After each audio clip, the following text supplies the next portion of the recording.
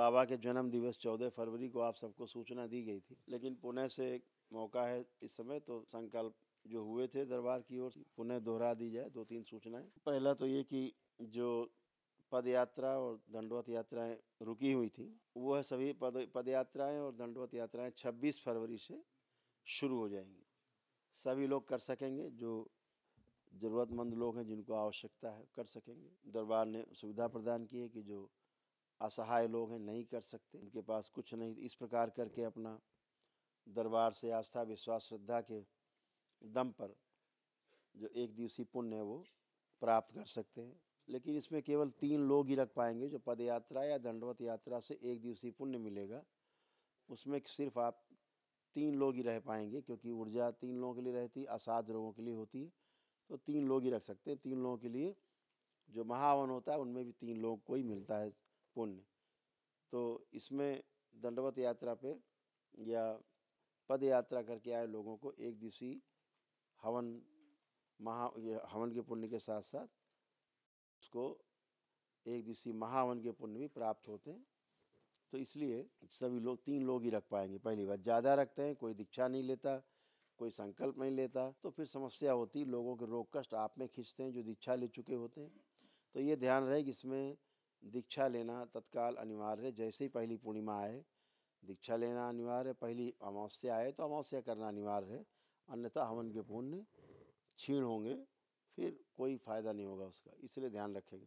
बाकी जो वनडे करके जो दरबार में आते हैं, वनडे करते हैं, जैसे आप लोग बैठे हैं दरबार में, आपने वनडे किया है, आप दरबार में धन खर्च करके ब्राह्मण देवता आपको वनडे कराते हैं, उसके बाद जो भी संकल्प प्रार्थना या आगे की प्रक्रिया है जैसे करते हैं, वो सारी प्रक्रिया अवश्य करनी है। जैसे रुद्राभिषेक है, महामृत्युंजय का हवन है, घर में एक सिद्ध हवन करना, वो सारा जैसे वनडे के लोग करते हैं वैसे ही पुण्य प्राप्त होने के पश्चात आपको करना है। इस बात का विशेष ध्यान रखें ताकि पुण्य आपके सक्रिय रहें और आपने जिस उद्देश्य के लिए ये किया है पद यात्रा और दंडवत यात्रा, वो फलित रहे आपके साथ, इस बात का विशेष ध्यान रखेंगे। तो 26 फरवरी को जो पद यात्रा है 2 स्थानों से ही होगी, बाकी किसी स्थान से मान्य नहीं होगी। एक श्री काशी विश्वनाथ धाम से, वाराणसी से, काशी से होगी। भगवान काशी विश्वनाथ का जलाभिषेक करके, रुद्राभिषेक जो भी आप कर सकें वहाँ करके, जो आपकी क्षमता हो, और माता अन्नपूर्णा का स्थान है वहाँ पर, शक्तिपीठ है अंदर ही, शक्तिपीठ के दर्शन करके, माँ के दर्शन करके, और वहाँ से अपना जल लेकर के गंगा जी से स्नान करके और श्री करोली शंकर महादेव धाम कानपुर के लिए प्रस्थान करेंगे।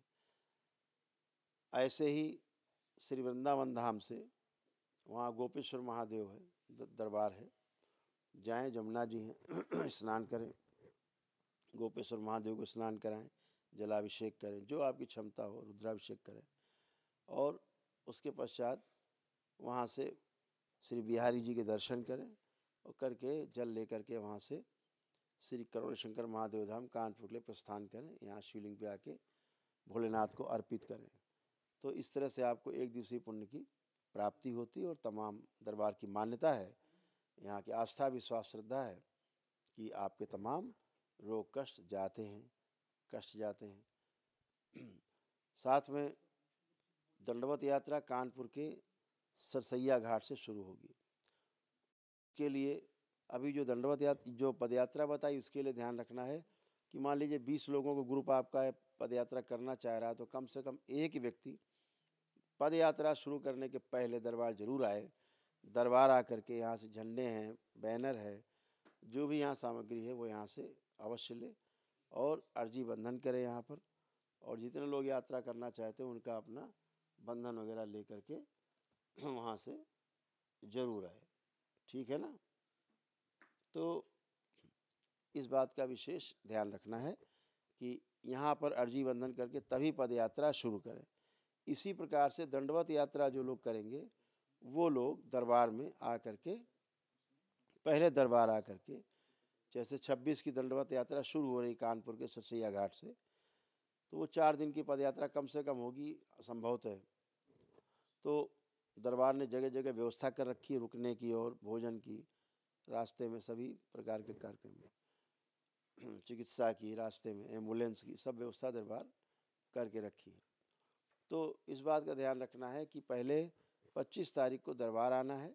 दरबार में यहाँ हाजिरी लगानी, अपना अर्जी बंधन करना है सब लोग, और उसके पश्चात यहाँ से पद यात्रा करते हुए 25 तारीख को अपना श्री सरसैया घाट पहुँचे। कानपुर कचहरी के बगल में है, जेल के बगल में, बड़े चौराहे के पास सबसे प्राचीन घाट है वहाँ का सरसैया घाट।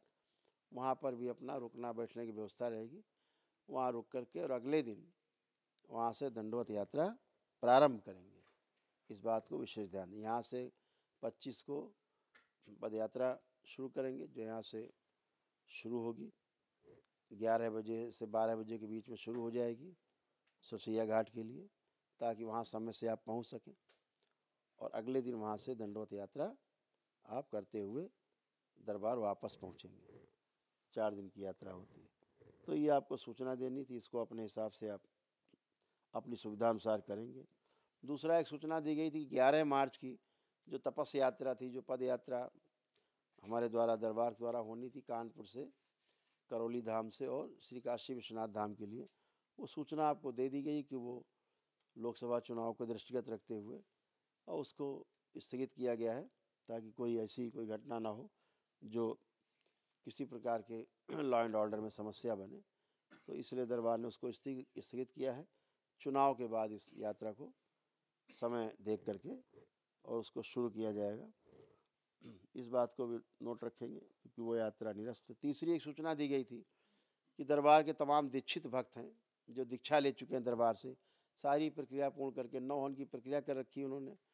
तो 9 हवन की प्रक्रिया करके और उनको ऐसा महसूस होता है कि उन्हें एक दिवसीय अनुष्ठान की आवश्यकता है।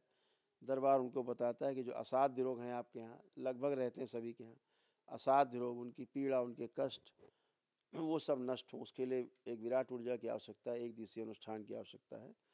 तो बहुत लोग धनाभाव के कारण नहीं कर पाते हैं, तो दरबार ने उनको भी एक विशेष रूप से व्यवस्था की है कि उनको 15 जून तक, अब से लेके 15 जून तक, यानी कल भी शुरू कर सकते हैं 15 जून तक इस तरह से ये व्यवस्था खुली रहेगी। जो लोग 14 फरवरी के पहले के दीक्षित भक्त हैं, बाबा के जन्मदिन के पहले के दीक्षित भक्त हैं, वो यहाँ पर सब कंप्यूटराइज है, पूरा लिखा पढ़ी में रहता है ये सब। तो आप दीक्षित हैं तो दरबार में आपको 61,000 रुपये की छूट मिलती है और आप उसके बाद अपना 1 डे अपना कर सकते हैं। ये दरबार के उन भक्तों के लिए, दरबार के दीक्षित भक्त हैं। ये दीक्षित भक्तों के लिए खुला है, बाकी किसी के लिए नहीं है। सब लिस्टेड है दरबार में कौन दीक्षित है, तो उनके लिए है, तो वो कर सकते हैं। तो ये सब आपके लिए सूचना है।